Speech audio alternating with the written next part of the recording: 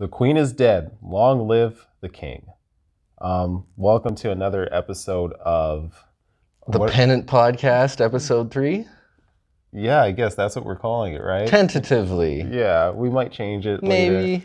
We'll see. But tonight's not about that. No. How do we even put into words the past couple days? We're recording this on, well, now it's Saturday, September 10th. Technically. 12:24 a.m. It's Friday night, man. Yeah, Friday night. And while most people are out, partying, getting lit, we're mourning Her Majesty, and we're mourning not a tragic, but a devastating, sudden, debilitating, dramatic end to the great Elizabethan era that we have lived in since 1952. And 70 years? Yeah. And the thing that really kind of brings home the fact that this is the Elizabethan era is like a couple screenshots that I sent Alex about how basically people put two and two together and realize that Elizabeth I, her reign ended on September 7th in the 1500s, and Elizabeth II's reign ended on September 8th. So Elizabeth I of England, date of death, or is this her date of birth? Okay, interesting. So yeah, Elizabeth I's date of birth was September 7th, 1533. Queen Elizabeth II's date of death, September 8, 2022. Interesting. Yeah. So she died the day after the last Elizabethan era pretty much began. Yeah. So poetic, You could even look at the Platinum Jubilee this year, 7 years on the throne, longest reigning monarch in Britain, second longest reigning monarch in world history behind Louis the whatever-teenth, no disrespect to him. But, and the fact that she'd been so frail after her husband, Prince Philip, died in 2021 in the midst of COVID, and the fact that she kept going on for as long as she did, and the fact that she made it to the Jubilee, or the Jubilee as like they call it in the UK, and it was a magical time, even though she only appeared like a few times, twice on that balcony. And I remember at the time watching it live, people were saying, it felt like a goodbye. But none of us wanted to believe it at the time. I didn't want to believe it. I'm like, oh, let's get a few more good years. Maybe she could get to 100, but she was here for as long as she needed to be. You know what I mean? And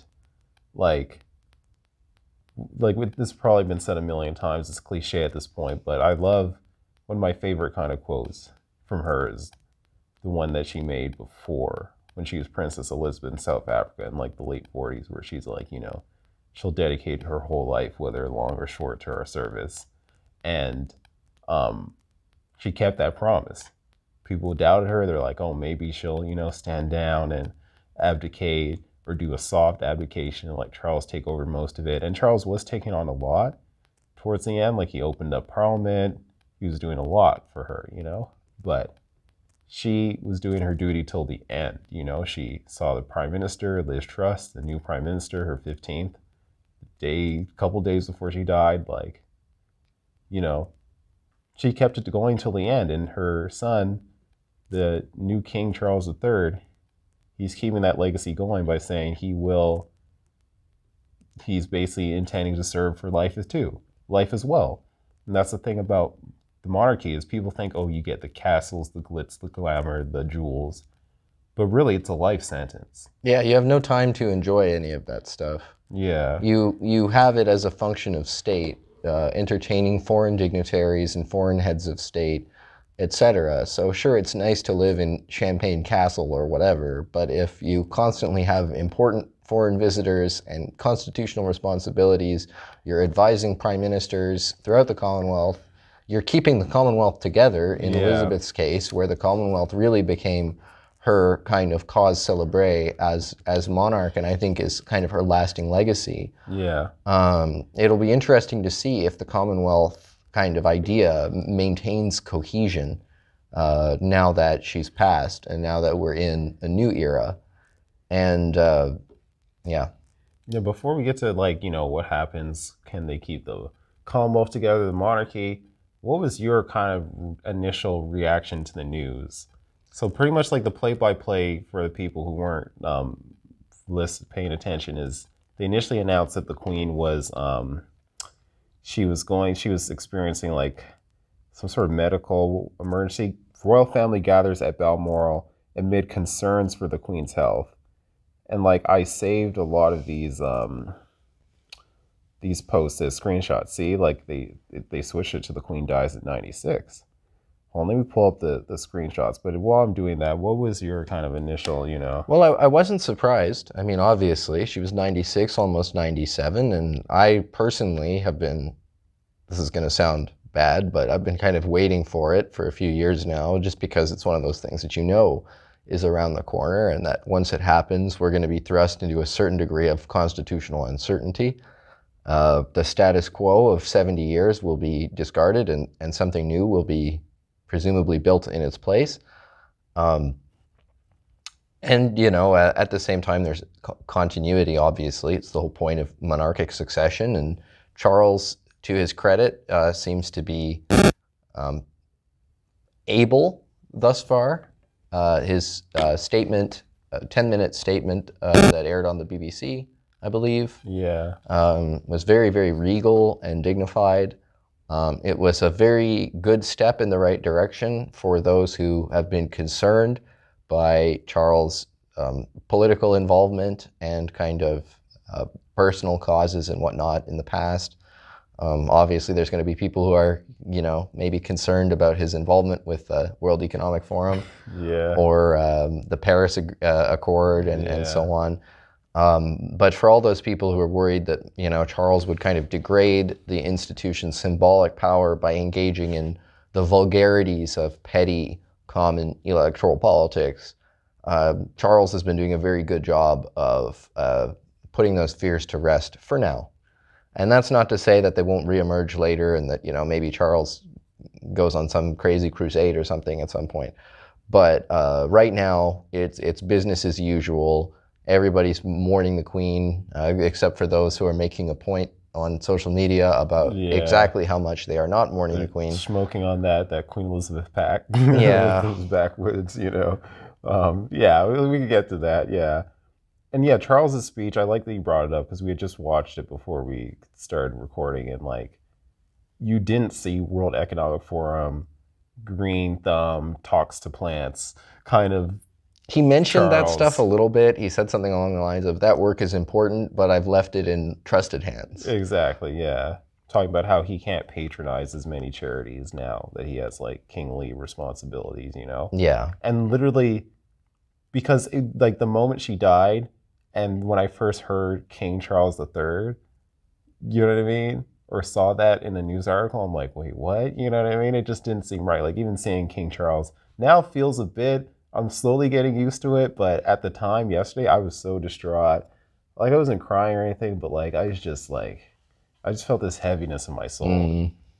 Even the idea of like, I went on Wikipedia this morning because I usually like to do that when like monarchs or presidents change, you know what I mean? Just to see it, type in who's the head of state of England, and like King Charles comes up, and going on the God Save the King page. Yep.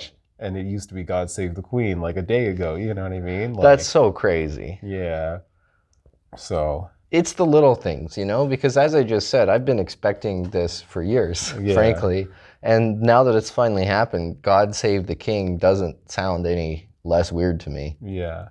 Literally, I was thinking like, the James Bond book, probably the best James Bond book / movie on Her Majesty's Secret Service. Yes, with George Lazenby. If it was written today, if it came out today, it would be on His Majesty. And it sounds less romantic. Like, you know what I mean? Like it sounds less, even in like there's a scene in the movie. I recommend everyone watch. We got to review that movie. I want to do such a classic. But there's one point where Bond is drinking in his office, and there's a picture of like the Queen, like the real Queen Elizabeth, from like 1969 or whatever, and like he toasts a drink to her, and he's like, "Sorry, Mom," you know what I mean? We're drinking on the job, you know what I mean? Like it's like that reverence that they had to her, that we all had to her, at least me talking from personal experience of literally she was the mother of a nation of hundreds, several nations, almost the world to a degree. You know Yeah, what I mean? yeah. Definitely the Anglosphere kind of world and people that it's touched, you know? And ironically, people outside the Anglosphere seem even more fascinated by her, and hence the tourism and so on that the monarchy drives in the UK. A lot of people, you know, from the Arab world or Asia or South elsewhere, they America. go to London because they want to see Buckingham Palace, and you Yeah. know, they want a little taste of that monarchic nectar, I guess. Yeah. So with King Charles's speech, he seemed like a king for the first time. You know what I mean? And this Yes. afternoon, I didn't get to watch it when it was broadcast live. But oh my goodness, I hope that didn't blow out your eardrums. We're still Oh swearing the my new mic, so goodness, we'll yeah. see. It's allergy season. But he had pulled up to Buckingham Palace, and there's a huge crowd gathering, and people were, you know, behind the barricades, kind of, you know, reaching out to shake his hand, and just it didn't feel like a somber occasion. People were Mm, as fanatic over Charles as they were the Queen or Diana or any of the or Will or Kate. right. You know what I mean? He was people came to see their king. Where usually Charles has the reputation of when he was with Diana, people would be like, you know, if Diana and Charles were working like opposite sides of the line, people on the Charles side would get mad that they weren't on the Diana side. Mm, You know what I mean? And even now, people were like, oh, William should get the crown. He's always been passed off by someone. yeah. But in his mother's death, it seems like he's truly taken the spotlight that he's waited so long for. This one lady, like, even kissed him. She was like, can I kiss you? You know what I mean? And she planted one on his cheek. You know what I mean? Like, I've never seen that level of affection towards Charles, King Charles Oh, me specifically. neither. You Me know? neither. Ironically, by the Queen dying, her death kind of humanized him, 100%. and his ability, you know, to come out with his face looking just a little bit ruddy and Yeah. like he was having an emotional day, but he was still obviously held it together and so on. I think people see that and they see a human being who just lost a family member rather than, oh, that dastardly Charles who got up to this and that in the Yeah. 1980s, That's the thing. etc. Yeah. And it's like, for the first time, he seemed regal. Like, I could see Mm, traces of the older he got, the more he looked like his mother. And yeah, see his mother in him, but also, especially for the first time, I saw like his grandfather, King George. yeah. There were definitely Georgian vibes from You know that what I speech for mean? sure. With the dark suit and the dark tie and the checkered like pocket square, and like he just he he's a different person, or he's the person that he always was, but we never knew. You know what I mean? Because everyone who's talked to him, who's met him, says that he's extremely personable.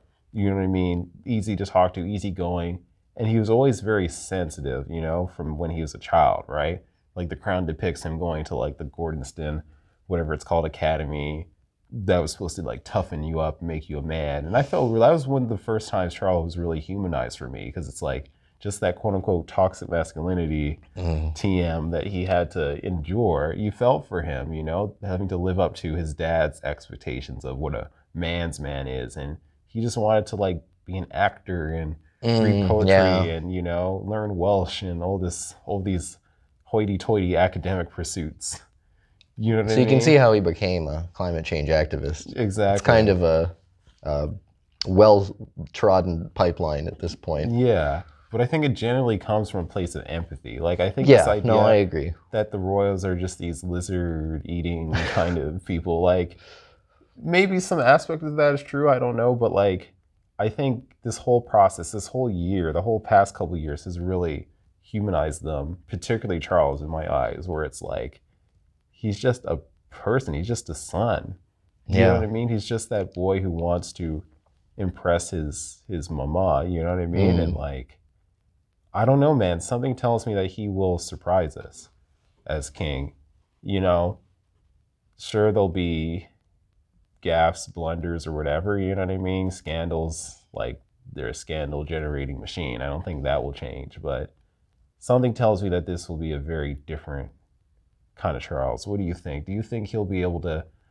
I guess the main thing is politics. How involved do you think the king will be in, at least outwardly, I hope not. But I think he knows better than that. And he has Yeah. been interviewed in the past, and he was asked, I think, by a BBC presenter or something, do you plan on carrying out some of this work when you're, if and when, And he said, Yeah. no, I'm not that stupid. Yeah. Like, he kind of knew it was always a part-time gig until he got his birthright. Yeah. So hopefully he sticks to that. I Yeah. hope he doesn't have his moment where he's like, oh, wait, no, I'm the king. I can do whatever I want. I'm just Yeah. going to change all Mask of these off. norms, Yeah. Hopefully not. So hopefully he surprises us by not surprising us, if that makes sense. Yeah. And this is, as always, it's about constitutionality, it's about continuity, it's about business as usual. And I hope he's going to bring us all of that stuff. And certainly his team should know to bring us all of that stuff, like the people around him, Yeah. his advisors and secretaries and communications persons and so on. And I'm sure he's got constitutional lawyers advising him every now and again Oh, as for well. sure. And the stakes have never been higher. Literally, Oh, the yes. survival, like we've been saying this since fucking King George the Sixth, the Queen's father, that the survival of the monarchy hinged on the monarch, Yeah. Literally the abdication crisis, you know what I mean? Edward VIII abdicates. The Queen's dad, George the Sixth, literally saved the monarchy through his resolute service to the nation in World War II, with the Queen Mother by his side. Queen Elizabeth oversaw the Commonwealth and just the disintegration of the British Empire, and was still able to hold it back, hold it together, And through decades of scandal and misery and pain, but also jubilation and just the greatest advancement in technology that we've seen in human history. You know what I mean? She oversaw all of that. And now in this post Queen Elizabeth world, where things are just so uncertain, there's, wars, pandemics, you know what I mean, energy crisis, inflation, like more than ever, people distrust these institutions.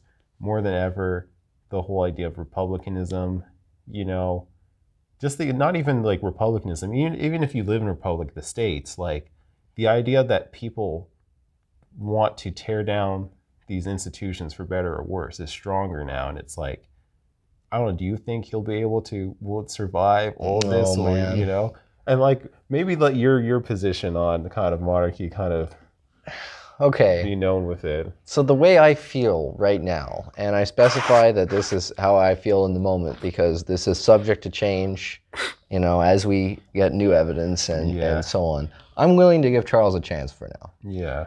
Long term, am I a devoted monarchist or anything? No, but I understand a lot of the intellectual and constitutional and semiotic arguments in favor of monarchy, so I'm not necessarily chomping at the bit to get rid of it.